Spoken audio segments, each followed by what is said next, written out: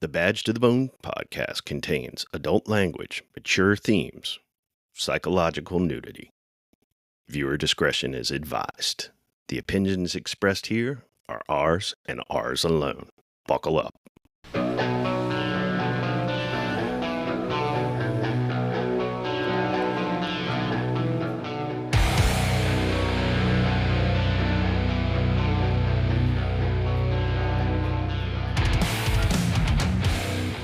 All right, welcome back to Badge to the Bone podcast. I'm Denny, I'm Al. and we have another great episode, Al.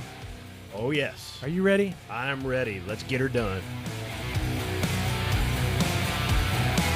I'm giving up on society, up on my family, up on your social disease. I'm giving up on the industry, Al, How you doing, Denny? here we are again. I'm Yep. well. Yeah. You? Yeah. Already. I'm looking forward to this one tonight. Yeah, definitely a fun guest. Another individual I met at the trauma conference. You know, so many connections there. But yeah, introduce who we have tonight. Well, we have Michael Sugrue, and we just read his book, Relentless Courage. And excellent read. We're going to dive into that. But he began his LE career actually in the Air Force. He was a security forces commissioned officer. He started there in 1998. He worked his way up into a specialized unit within Air Force Security Services called Phoenix Raven.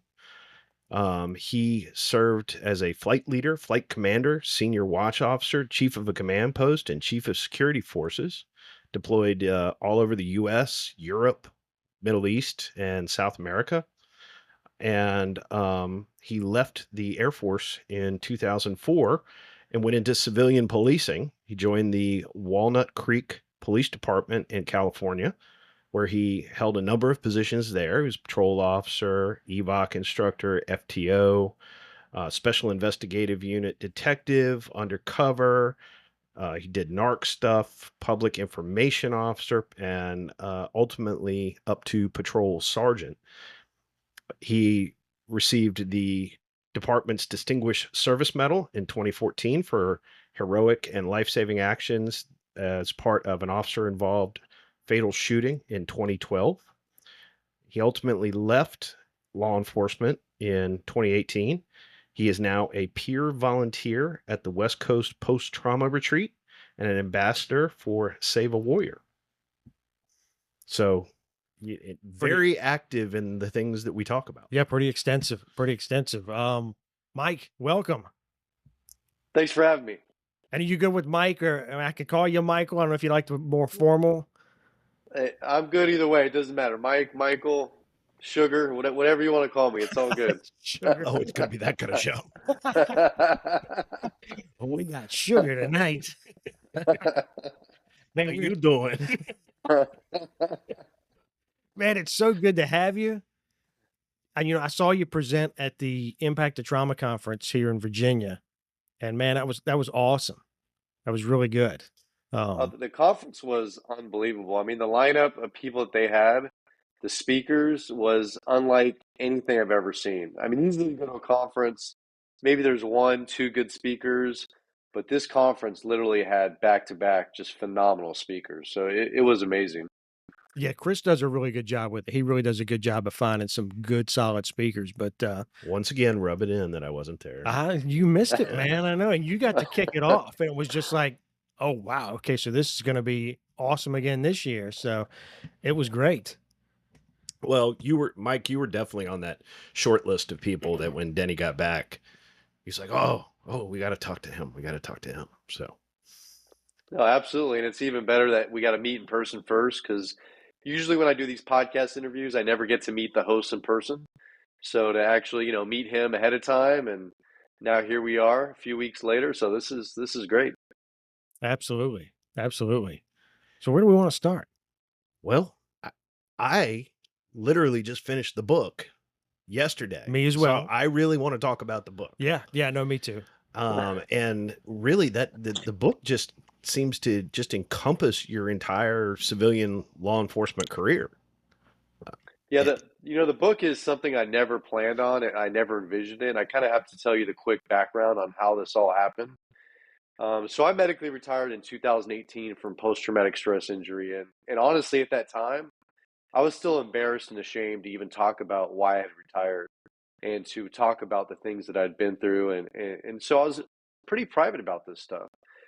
And what happened was, is a podcast host actually started this whole chain of events, literally set me on the path that I'm on today.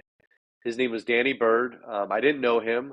He reached out to me on LinkedIn. It turns out he was a former police officer, very big into fitness like I am, and he just asked me to be on his show. And I was like, you know what? I'm flattered, but it's not my thing. I've never done a podcast interview. I really don't want to be out there, sharing my story and my life like that. And he, kindly accepted, but he kept hitting me up and asking me, and I'll say he harassed me a little bit in a good way. And finally got me to the point where I agreed to do it. And he drove 2.5 hours to come to where I was at. And we met at the back of a restaurant. He had a video camera set up, computers. I thought we were going to have breakfast, get to know each other. And he just started asking me questions because he had to get out of there like in an hour. And I just answered everything straight from the heart. I didn't overthink things. I didn't worry about how it was going to come out. And when he aired that podcast a couple weeks later, literally I started getting messages from all over the world from people that heard my story and realized that my story was actually their story.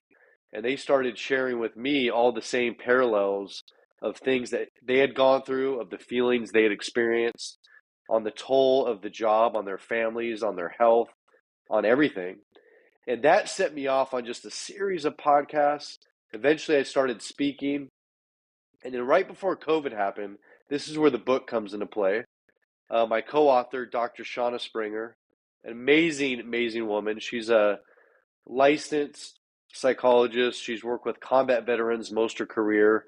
So she's culturally competent. She actually understands first responders and military members. Again, she reached out to me on LinkedIn. We didn't know each other, and she just wanted to set up a call so we could kind of meet each other and see what we're doing. And she did. We started talking, and I shared my story, which is I go into great detail in the book that we did together. And she asked me at the end of it, she's like, "Have you ever thought about writing a book?" And I said, "Well, I've been asked this before." I said, "But honestly, I don't think I can get something like that done. I'm burnt out from post traumatic stress. I don't have that same drive, that motivation, that determination." And we kind of left the conversation at that. A few weeks later, she hits me back up and she's like, "Look, I can't stop thinking about your story." She's like, "I've heard hundreds and hundreds of trauma stories, but your story is going to help countless people." And she said to me, "I want to make this book happen. I want to do this book with you." And without ever meeting her in person, I said, "Let's do it." And so COVID happened. We actually started doing this project for a year, all via Zoom, never meeting in person. And the book is it's phenomenal. There's nothing out there that I know of like it, where you have a gut wrenching, gripping, true story of a first responder, but then you have the psychologist come in who backs me up and breaks everything down and explains everything in a global sense so that everybody can understand it, understand the human behind the badge.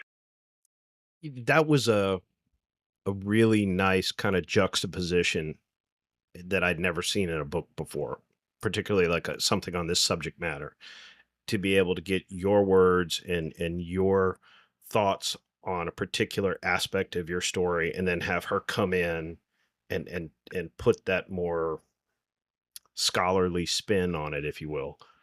Yeah, I thought it was a super compliment to have both of those. I mean, I just think for a first responder reading it, I mean, they're going to kind of understand your story, but that may be going through those things that has not gone to seek any kind of help gets to kind of get a look at what's going on and get some explanation of what was going on with you, and they can relate to that. And then someone who's just, not familiar with law enforcement or first responders altogether, they get that dual perspective, like you said. I thought that was really great how the two portions complemented each other. Absolutely. And this book is it's proof, it's living collaboration between a culturally competent clinician or therapist and a first responder. And it shows you that we can work together, that we can get things done, that we can get healed, we can get better, we can come out the other side of this post traumatic stress injury.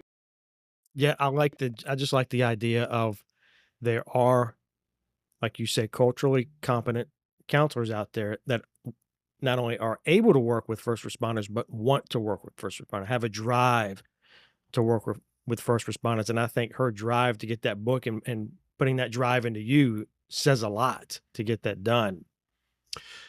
Yeah, she definitely it comes through in her writing. She definitely has that respect and that even affection, if you will, Yeah, that's so for the huge. profession. That's so huge. So, Uh, Mike, oh, I'm sorry. Go ahead. Oh no, you're hitting it right on the head because, Doc Springer, she truly cares about the warriors, the ones in the military, our first responders, and she put her entire heart and soul into this project. And an amazing thing is that about a year after we actually published the actual book, she and I went into the recording studio and we actually recorded the audible version of this in our own voices. And that's where you can really hear the true passion come out in her voice. And it is just, there is nothing else out there like this. I mean, it literally will blow your socks off. Oh man, so now I got to get the Audible because now I want to hear it. You know, Oh, you do. The I now audible want to is. hear it. I'm like, oh man, now I'm going to have to listen to it too. That's awesome. So Mike, for folks that maybe are just hearing about your book, can you kind of walk them through a synopsis of your story? Yeah, I'll try to make it as short as I can, but basically, at a young age, my stepfather came into my life. I consider him my father, my hero. My biological father got into drugs and alcohol. And so my stepfather and my mother really raised me. And I looked up to my stepfather from the very beginning. And he's the sole reason why I chose a life of service, why I went into the careers of both the military and law enforcement. And so in the book, I talk about the foundation of why I chose this career. I briefly talk about my time in the Air Force and the Phoenix Raven program, which a lot of people don't know about. So I kind of explain some of that. And then I go full on into, not only my career, but my personal life involving my eventual wife, my daughter, just the impact of the job day in and day out. Starting from a brand new, fresh-eyed, excited officer to the point where I get just so beat down and so depressed, honestly, and so isolated to the point where I didn't want to be here anymore. I got to the point where I literally wanted to die in the line of duty. And I started putting myself in dangerous situations, hoping I got killed. And it wasn't until a very tragic incident where one of my best friends actually tried to kill himself when I was on duty. And he saved my life because that incident, after 4 years of suffering in silence, after I'd been involved in this very traumatic, fatal shooting, going through a 4 year federal lawsuit where I ended up a defendant on trial in San Francisco, to literally just losing everything, losing my marriage, my health started to fail. And it was my best friend's action that pulled me out of this darkness and gave me the strength and courage to finally ask for help. And so once I do that, then I go into my entire journey of recovery, which involves a lot of different things, a lot of things I had no clue that were out there, a lot of resources I had never heard of. And then I talk about coming out the other side of this post traumatic stress injury and living a whole new life, a life better than I ever expected. And so this book, it gets very dark, it gets very personal, but it ends with absolute just hope and light at the end of the tunnel. Yeah, there It's was a very genuine as well. It's just so Absolutely. genuine. and there were a lot of things that, my career experiences are different. Thank God I never had a shooting like that. But there were a number of things in there. I'm like, yep, yep, yep. There was a lot in there that resonated. I kind of had the same how I got into service. My father was law enforcement. He was for 43 years, so that really resonated with me, and caught me on that Yeah. because I know what that's like to have that influence Mm. driving you to that. But there was a section in there when you were talking about the civil trial. And I just want to kind of hit that actually started to upset me hearing it, reading the things that were being asked in these depositions. Just I had a good friend of mine was involved in an officer involved shooting, shot and killed a guy, and he was the guy tried to long and short. The guy tried to take off and flee. They were trying to point him out the car, and then he was being drugged down the street, shoots him.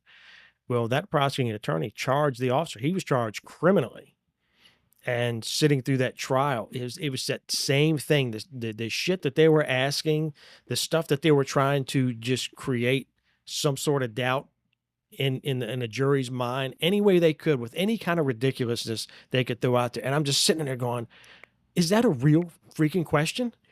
What the hell?" And then reading that in your book and knowing that you went through that, I mean, that got to me reading that. I'll tell you that got to me. That was just unbelievable.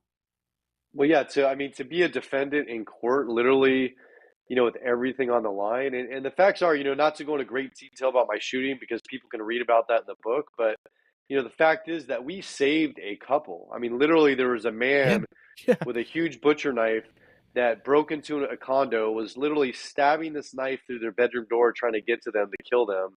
And then he tried to kill myself and my officers. And we literally had to take his life, not only to save our lives, but the life of the poor couple that was barricaded upstairs. And this couple lived, and they went on to testify. And we were cleared by the district attorney, we were cleared by our internal investigators, but still, this federal lawsuit drug on for 4 years. The shooting happened the very end of 2012, and the trial went September 2016. And back then, that was really the start of the anti-law enforcement movement, yep, yep. BLM, and just there was all kinds of controversial shootings across the country at that time. And back in 2012, most people weren't actually sued or prosecuted for good officer shootings. But Right. now you can pretty much guarantee that if you're a police officer and you're involved in a shooting, you're going to get sued and you may get prosecuted. I mean, that's the ugly truth about what's really happening out there right now in today's society. Oh yeah, that's There's no arguing. no doubt. That's so true, and it's unfortunate that it has come to that. And it's almost like for every shooting now, they're just going to throw shit against the wall and see what sticks, and see if we can get some jury or someone to buy into the bullshit we're feeding out here to get us the verdict we want. And it's just such a disservice and an injustice. And that's with us in Virginia. I can't imagine that you even get people showing up to apply to be a cop in California. Yeah. Wow. I mean, Well, that's the thing is, all our departments are severely understaffed. And the sad thing is, here's the reality is that because there's such a shortage of people who want to be police officers, agencies right now in California, and I'll say across the United States, are taking applicants who 10 years ago would have never gotten a first look. I Oh mean, yeah. they're Oh yeah. they're literally, We've had a couple conversations about that. I mean, the thing is like they wouldn't even pass background 10 years ago or 5 years ago. And now you've got these people who have no business being cops, who have questionable criminal histories and other things in their past. And these people don't look at law enforcement as a calling like we did. They don't look at it as we're on a mission to try and save the world and help as many people as we can. These people are going, well, I never thought about this job, but the pay and benefits look like they're pretty decent. So you know what? Let me go give this a try. And yep. I mean, you want to talk about a domino effect? I'm going to tell you right now today that this is going to have a huge domino effect, months, years down the road. And there's going to be bad uses of force. There's going to be bad Mhm. shootings. There's going to be all kinds of things happening. And that's the thing is we need to support our officers. Our officers are out there on an island by themselves. They don't have support from elected officials, whether it's state, county, city. And a lot of these agency police chiefs are politicians themselves. And they're more worried about their career and becoming the next city manager than looking out for their family and their people that are going out there every single day putting their lives on the line for complete strangers. Well, that is a perfect segue. I mean, you right on that. I mean, we just had discussion about that, and here we are, and it's obviously that gives credibility of this issue because it just keeps coming up every time we have somebody on. We go right into that issue, and it's and you're all the way out in California and Virginia across the country, and it's the exact same issue. But man, yeah, the Chiefs politicians, yep, so many are falling right into that. There were 3 instances that I noted in the book where your department found some way to screw you over the you know, one was you were too emotional over the shooting incident, and I'm guessing didn't believe you. The other one was an encounter with an Ocumed doc, and then the final was all the stuff that ultimately led to you retiring from the department. And it just fit with this theme, this theory that I've been talking about, that a lot of our mental health issues within the profession are driven by the profession itself, what goes on within the 4 walls of your agency headquarters, and that we're doing ourselves a disservice. You're absolutely right. And here's the crazy thing. So when Doc Springer and I, when we did this book, when we did this project, I was honestly kind of hesitant to put in what I call admin betrayal or institutional betrayal. And we really thought that the part that was going to resonate with most people was going to be, the traumatic things that we see on the job, right? The things that we have to deal with day in, day out. But what we've come to learn since this book has been published, and, I receive messages almost every single day. And this book right now has, I believe it has 461 reviews on Amazon. Many are like multiple paragraphs long, heartfelt.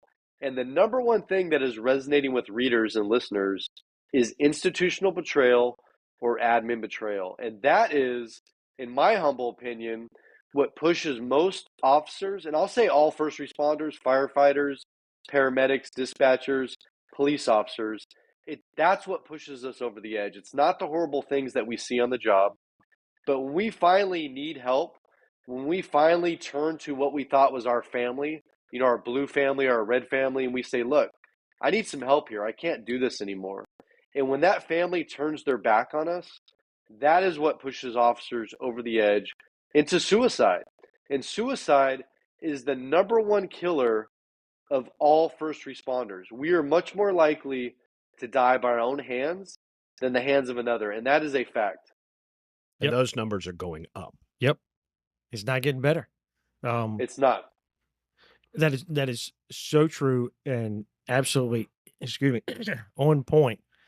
And, I'll go back just to talk about that more. I mean, your book definitely put me on like the emotional roller coaster. I'll tell you, it really did. Because I go from kind of the beginning, and you're kind of up on that positive high. You're like, oh man, that's pretty awesome, pretty cool. And then you get into this, issue of the shooting and the trauma, and then the trial, and then I'm getting upset hearing about, you're just getting drugged through the ringer over that. And then when we get to the admin betrayal and stuff, man, that's where I'm getting pissed off reading the book. And I'm like, you got to fucking be kidding me.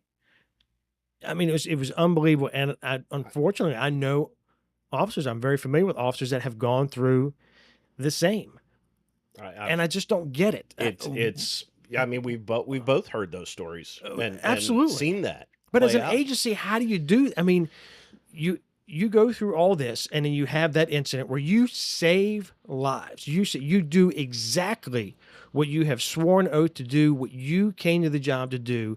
You put yourself in harm's way. You saved lives, saved the people, the officers with you as well. And you go through all that, and instead of an agency going, what else can we do to help support you? What else, and even if you're struggling with it, why aren't they going, what do you need from us? What can we do to support you? What things can we do to, get you feeling better, back on track? They're not reaching it. It's like, hey, well, if you're not going to come back to work, then, I guess you just need to retire. What kind of bullshit is that? I've got to tell you guys a quick story. So I don't usually talk about this one too often. It's not in the book, but this is going to give you like a glimpse into the reality of how it really is out there. So before we published this book, we reached out to a bunch of military leaders, law enforcement leaders across the nation, and we basically asked them if they'd be willing to read the manuscript, give us their no holds barred feedback, opinion, whatnot. So I ended up reaching out to this person has since retired, but at the time was an acting police chief for a very large police department in California. And I reached out to this person. I said, "Hey, I explained the premise of the book, and I said, I just would love for you to read this and give me your feedback and opinion." And this chief said to me, he said, "Well, I don't know if I'm the right person to read this because honestly, I don't believe this. I think a lot of officers are making this up, and I think a lot of officers are gaming the system." And he said, I'm dealing with that with people in my own agency. And I said, "Well, no, sir." I said, Jesus. right. So I said, "No, actually," I said, "I do want you to read this because I think this book honestly will change your perception. I think it will change your opinion. I think it will let you maybe think of things and see things that you never really thought of." And so this person agrees to read it, right? And so a couple weeks later, and we're waiting to publish. So we reach out to this chief and we're like, "Hey, we want to check in, see what you think so far." And this is the only person, by the way, out of everyone who reached out to that does this. Just I'll tell you here in a second. So he responds back and says, "Hey, I'm about halfway done. I should be done by the weekend, and I'll get back to you guys." And so we're like, "Okay, cool, thank you." Weekend happens, we don't hear anything, but I'm not going to bug the guy. I'm giving it some time. Wait a couple weeks. Send an email, real nice email, just saying, "Hey, we want to check back with you. See what your thoughts were." No response. So then another email, no response. And then I call, leave a voicemail, no response. And then I text, no response. And so now I'm getting pissed because literally we have everybody's already gotten back to us. And this is the only person that we're waiting on to publish this book.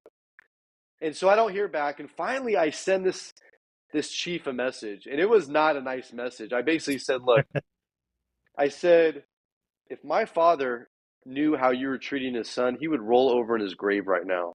And I said, "The fact that you're ghosting me like I'm some psycho ex-girlfriend and you don't have the balls to respond to me or man up and talk to me." Well, the funny thing was, this chief called me in about 30 seconds Hmm. after ghosting me for weeks and weeks and weeks with no response, basically like yells at me for 30 seconds and then hangs up the phone on me. Never heard from the guy again. And this is the reality, right? This is somebody who, thank God, is retired since then, but was in charge of a very large agency in a very dangerous city here in California. And he told me himself that he didn't believe in post traumatic stress. Wow. So, Wow. Mike, I gotta pose this question to you, and I've been posing it to guests as they come through. How in the hell did we get here? Because ostensibly, police chiefs were at one point patrolmen. They were at one point detectives. Well, I mean, they theoretically, may have wore a uniform and sat in the car. giant air quotes here. But it feels like the problem has gotten worse over the last decade. I mean, there's always been some level of this, but it feels like, particularly as the climate within law enforcement vis-a-vis our relationship to the public or the media or the politicians, that it too has gotten worse. Do you agree, disagree, and why do you think that might be? It's gotten much, much worse. I agree 100%. And I think since the George Floyd incident, that really changed everything. And I remember looking back and seeing out here in California, I saw police chiefs in uniform kneeling down in front of dangerous rioters, holding huge river rocks and, breaking into stores and destroying property and literally We kneeling had that down here. to these people in the street. I mean, it was on the newspaper, it was on the news, and I'm thinking to myself, And you're supposed to be the head of this agency that, literally all these officers' lives are in your hands. And you're out here catering to the politicians and to the media, and you're not doing the right thing. Okay? Because here's the fact. I mean, we need to own some of this, and we need to be more transparent as police officers, as agencies. We need to bring the public in. We need to educate them on what we actually have to deal with, what we see, what we go through. We can't have this us and them mentality. I mean, we really have to work together. And I think my book, in my humble opinion, is part of the solution, because this brings down the veil, it brings down the wall, and it lets people see the humans behind the badge and the uniform, because we are just humans and we have families, we have loved ones, and yet we leave them every single day and we go out there willing to die in the line of duty for complete strangers, not wanting to. It's not part of our job, but we're willing to do it because we care that much about what we do. And that's what people need to see. And we need leaders, we need police chiefs who really support the people, but also will work in a positive way with the communities they serve, and not just get on bandwagons and try to make themselves look good in front of national media, to become the next mayor or city manager after they retire from being a police Yep. chief. That's what we don't need. We need true cops, true leaders who can be vulnerable, open, and honest themselves, and show what they've gone through, show the impact of the job on their relationships, on their marriages, on their health, to get rid of this perfect image they want to put forth that I'm a police chief and I'm perfect and my career is perfect, my life is perfect. No, that's bullshit. We need real leaders who are going to be open and vulnerable and talk about the humanity of what we have to see and do every single day. They're well said. Yeah. And those folks are out there. There are some. And we're blessed to have some in our state. But yeah, this problem just seems to keep growing, and it seems to be the common denominator that I'm hearing, in everyone we're talking to. Yeah. Whether it's officers or providers or our own personal experiences. Yeah, it's when you talk about the chiefs or the police executives, it just when you're seeing them out there kneeling and pandering to the crowd, pandering to these mobs, that's all about just I'm going to preserve my job. I'm not going to worry about the folks that are under me or the folks that I serve, that I work for. It's all about my own self-preservation, and that is a poison. Well, I can't even envision telling somebody I don't believe in post-traumatic stress. Yeah, I mean, how is that even a rational thought? You can say I don't believe in the Loch Ness monster. Not this. Right. I mean, Right. Yeah. Yeah, that's very disappointing to hear. Not surprising, unfortunately. I wish it was one of those things that I'd be like, oh, that's crazy. I can't believe a chief would say that. But almost from so many, you would expect it now. It seems like it's a shame, but it's just such a disservice to the men and women that work for them. yeah. Mike, there was another thing in your book that jumped out at me that I had never heard of at all.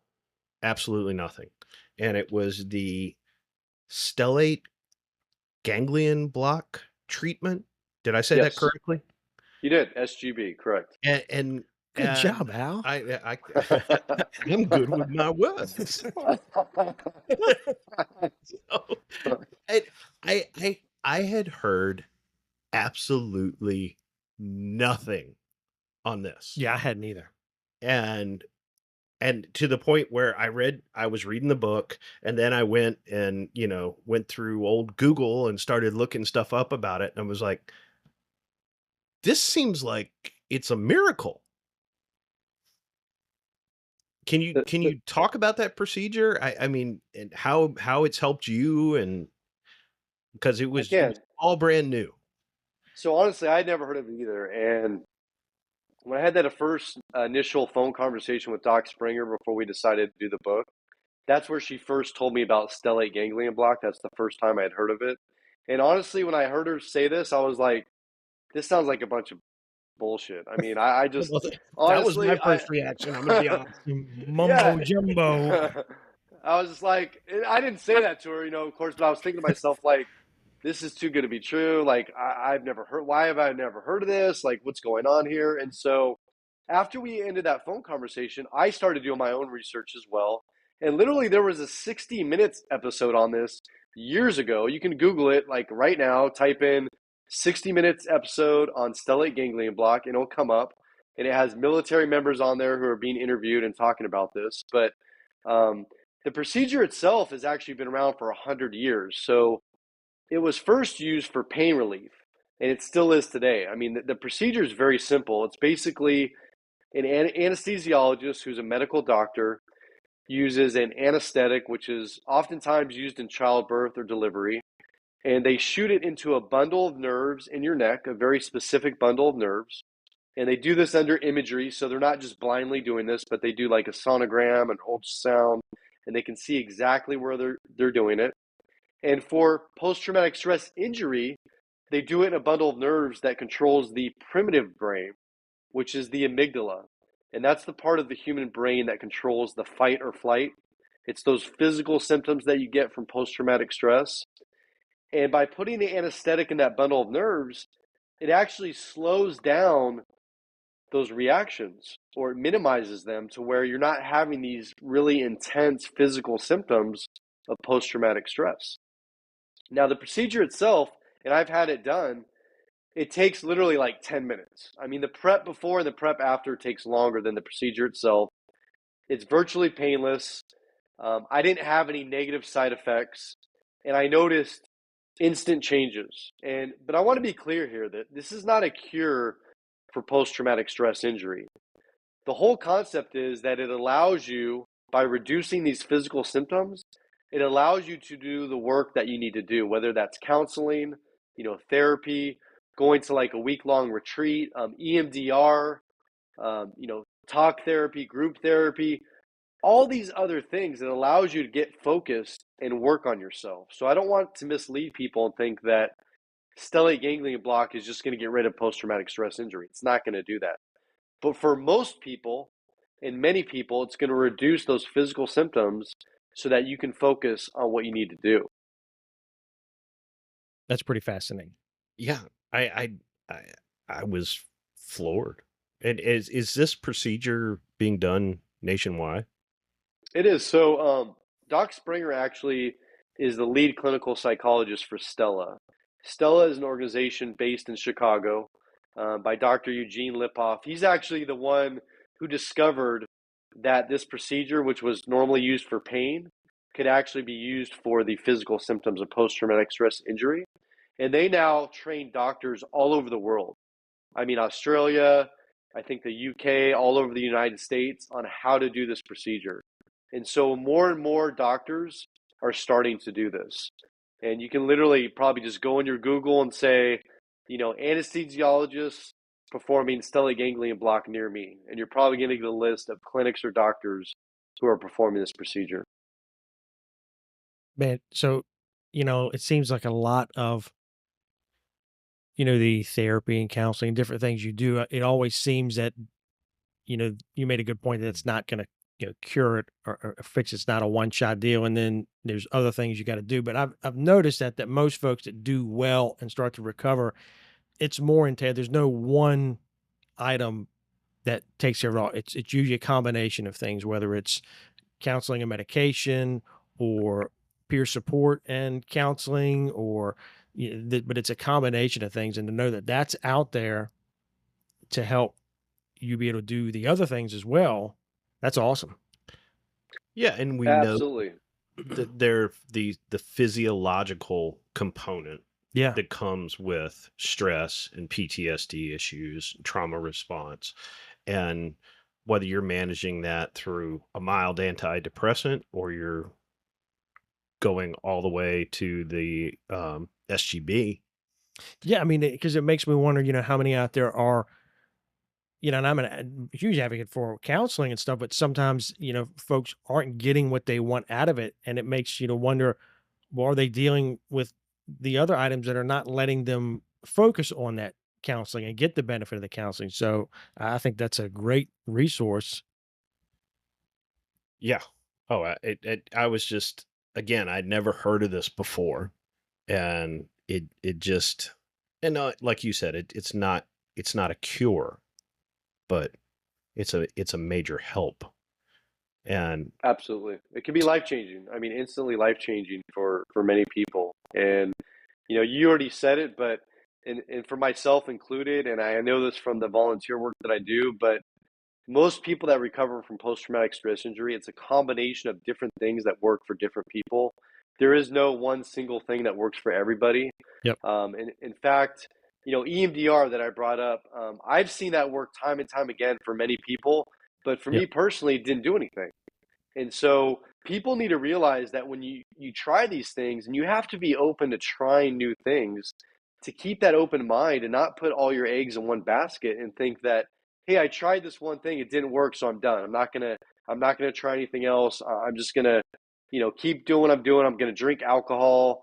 I'm gonna use my prescription meds or illicit, meds or drugs or whatever, and I'm just gonna numb myself and try to get through this, as opposed to putting in the work. And I want people to know that it's not easy.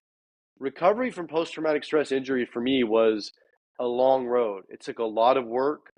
There was a lot of ups and downs. There was good days and bad days.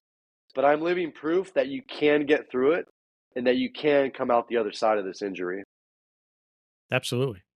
I think that's a great point of trying different things. You can't put your eggs in one basket. I think that's so true. And I think a lot of people do get wrapped up in that. They'll go, okay, well, I'll go see this counselor, or I'll go to this peer support session.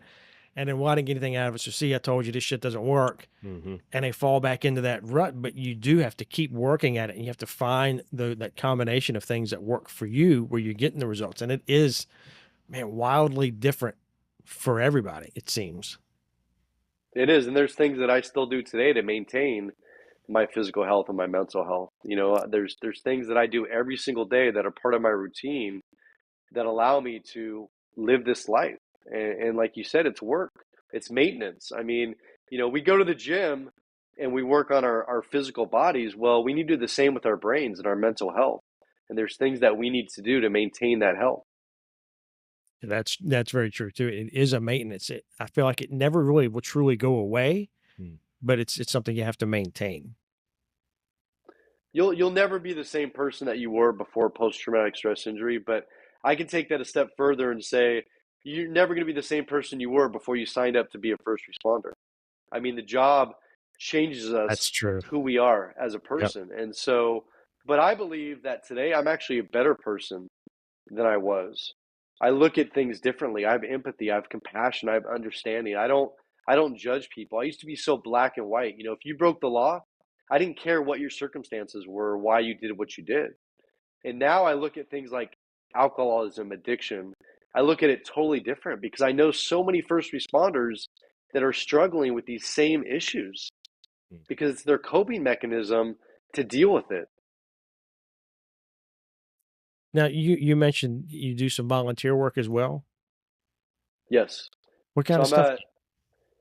I actually went through the West Coast Post Trauma Retreat as a client back in May of 2017. And that program saved my life. Amazing, amazing program.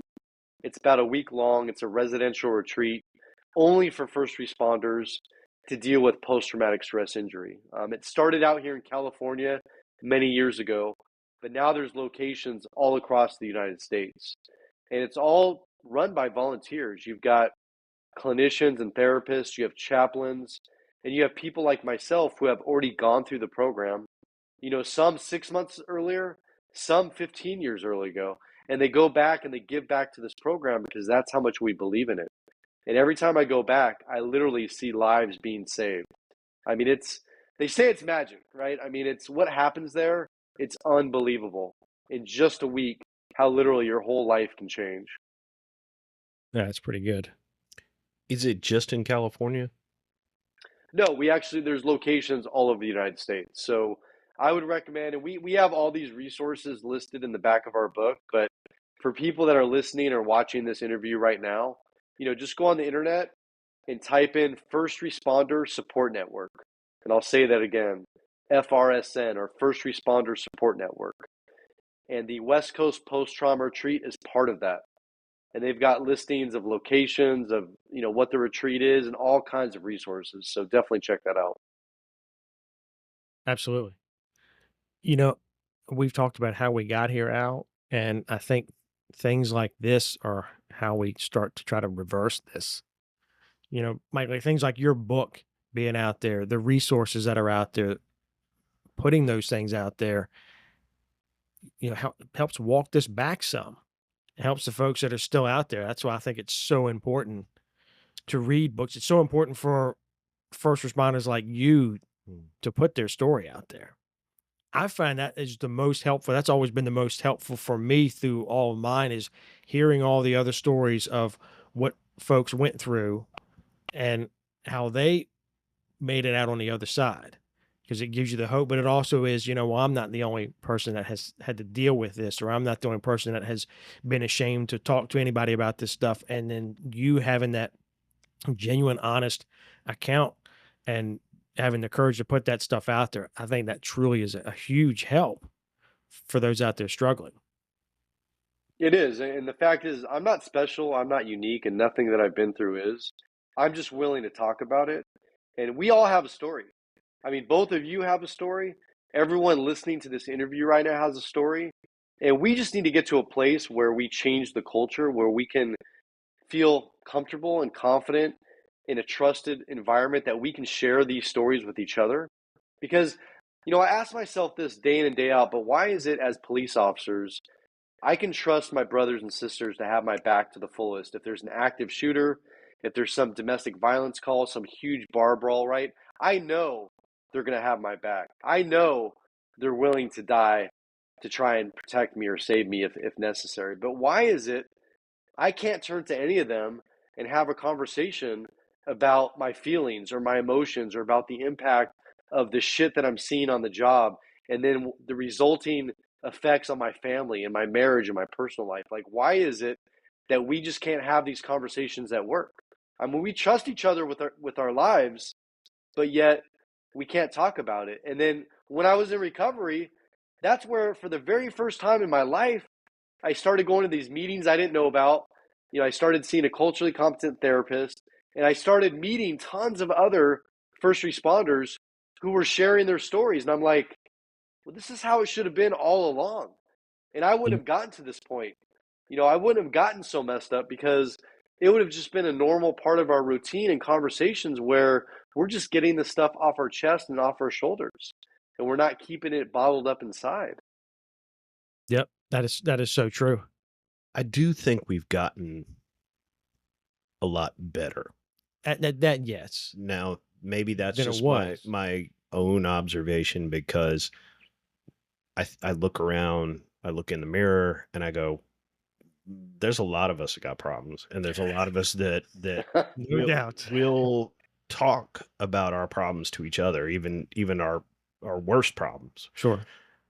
But I go back, I mean, I did over 25 years, and I go back to the academy, and you touch on this in the book, how we need to be in the basic academies talking about these issues in a positive way.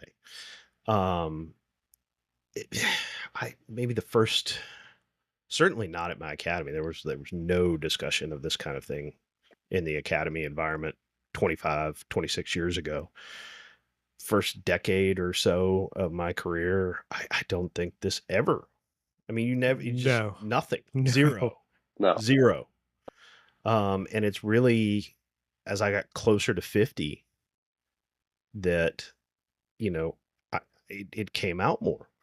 And partly that was when you started to see, the wheels come off the cart all around you. Yourself included.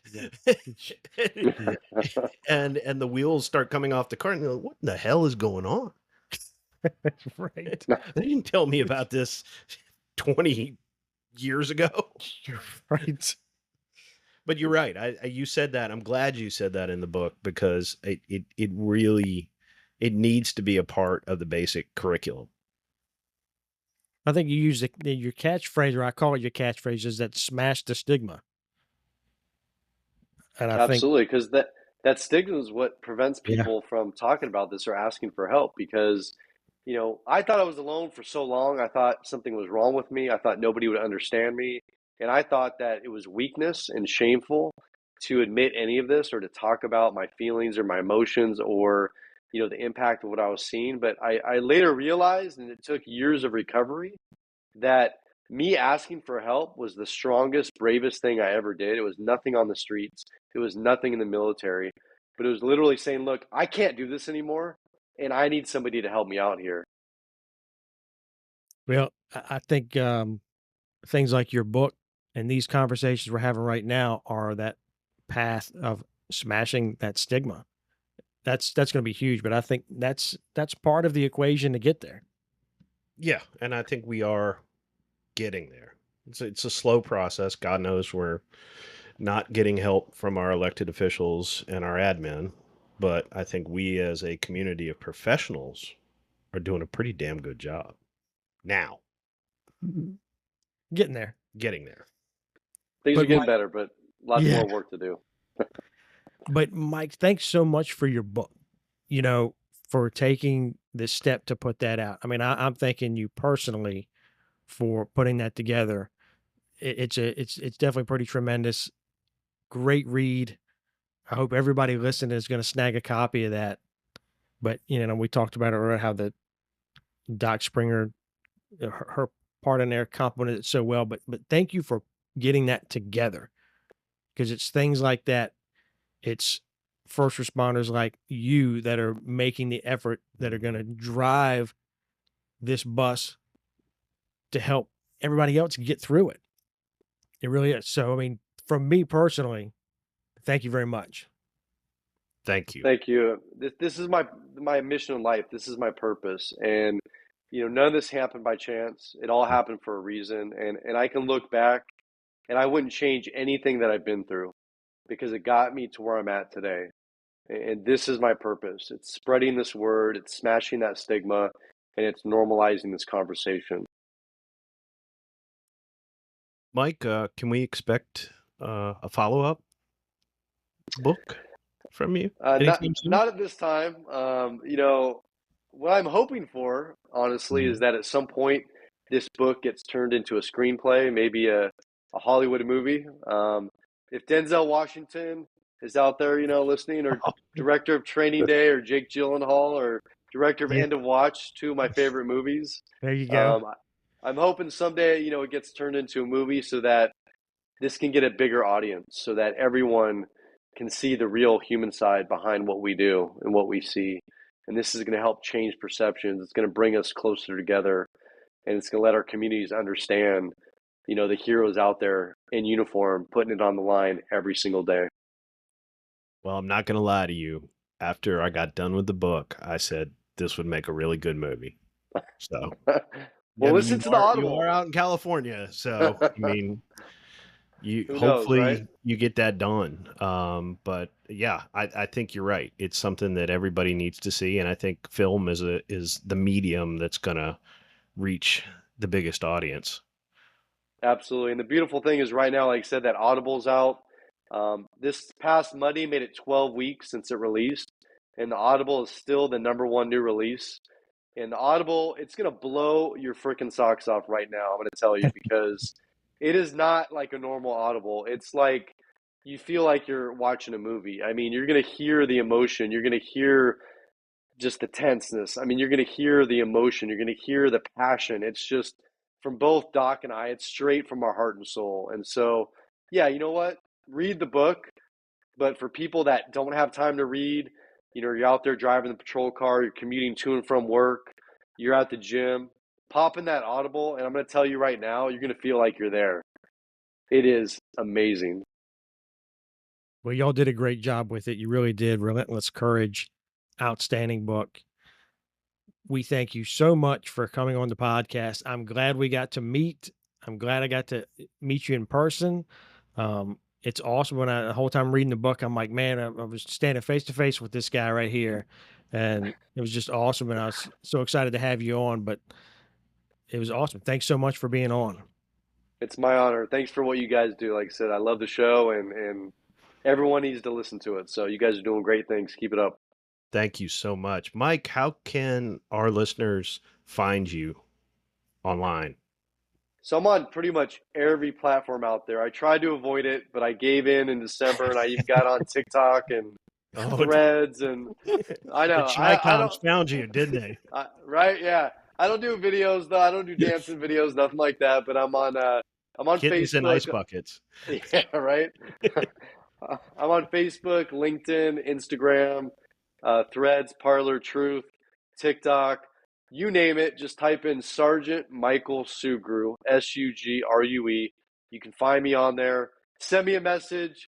I check my platforms every day, multiple times a day. I will definitely get back to you. Awesome. That's great. Thanks Great. so much. Really, again, I can't thank you enough. We really appreciate it. Thank you. Mike. Take care. Take care. You too. All right.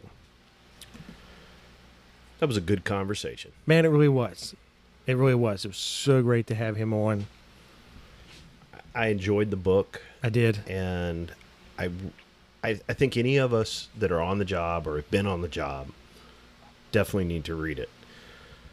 More importantly, I think average people that have never been on the job need to read that book. Oh, no, absolutely. Absolutely. Particularly because it has that dual perspective from the first responder. So they get that in-your-face perspective of what he had to deal with and what first responders in general deal with. Very genuine, doesn't hide anything, No. very open.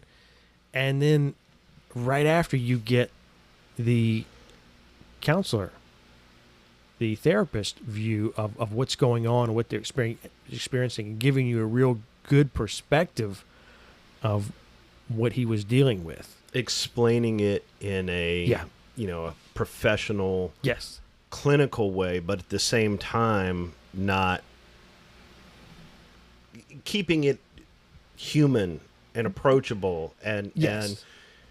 and empathetic. Yes. Yes. So all yes, that I had never read a book structured like that. No, before. neither did I. And I didn't know. I didn't know at all that it was structured like that until, of course, I dove into it, and I was like, okay, well, that's pretty cool. And like say, her perspective was really good. She didn't like over shrink it or anything like that. No, It was, and she didn't. no, yeah, not at all. It was really, really good. So yeah, I agree with you 100%. Not only is it a huge value for first responders, but man, those not in the profession, or if you have, a family member, a close friend, a loved one, a spouse, brother, sister. Oh, absolutely. I would Man, say if you're a spouse, Yeah. if you're a parent, Yes. this is a book you probably need to read. And I should have told him that it really is a value in so many hands. Not just that's what's so good about it. That's what I like so much about it. Is it's not just a first responder read, but No. man, a family, like you say, a parent, they need to read that. A spouse, they need to read that. And I really do hope that he's successful in bringing this to film in some way. That would be cool. I think it would just be. It's a story that everyone's going to appreciate. I think it'll do really well. I think it would do really well, and anything we can get out there to mass audiences on what's going on in the first responder community is a win, is important, is progress, is a move in the right direction. So yeah, that would be great. I do hope that happens for him. Yeah, so again, the book is Relentless Courage, Winning the Battle Against Frontline Trauma by our guest, Michael Sugrue and Shauna Doc Springer. The book is available at all of your preferred retailers, Amazon, Audible, Now I'm going to definitely check it out on Yeah, Audible. so now he said that, and I'm like, now shit, I got to listen to it now because now he kind of got wrapped in. We want to hear, when you read it, you're kind of adding in what your interpretation is. I definitely want to hear that, real, genuine, like you said, the emotion. The emotion. Right. Exactly right. Right. So now I'm kind of, all right, I'm going to have to listen to it too. But definitely, those of you, if you liked what you heard tonight, go out, pick up a copy, and definitely leave a review. Yes. Let Mike know what you thought. But encourage it again. The book is Relentless Courage, Winning the Battle Against Frontline Trauma. Awesome. So, yeah, good stuff. But Al, that's going to wrap us up. I think it does. Where can they find us in the meantime? Well, they can find us at badgetothebone.com. They can also find us on Facebook at Badge to the Bone. Also, shoot us an email at wearebadgetothebone@gmail.com. Make sure to like and follow us. And until then, be safe. And be well.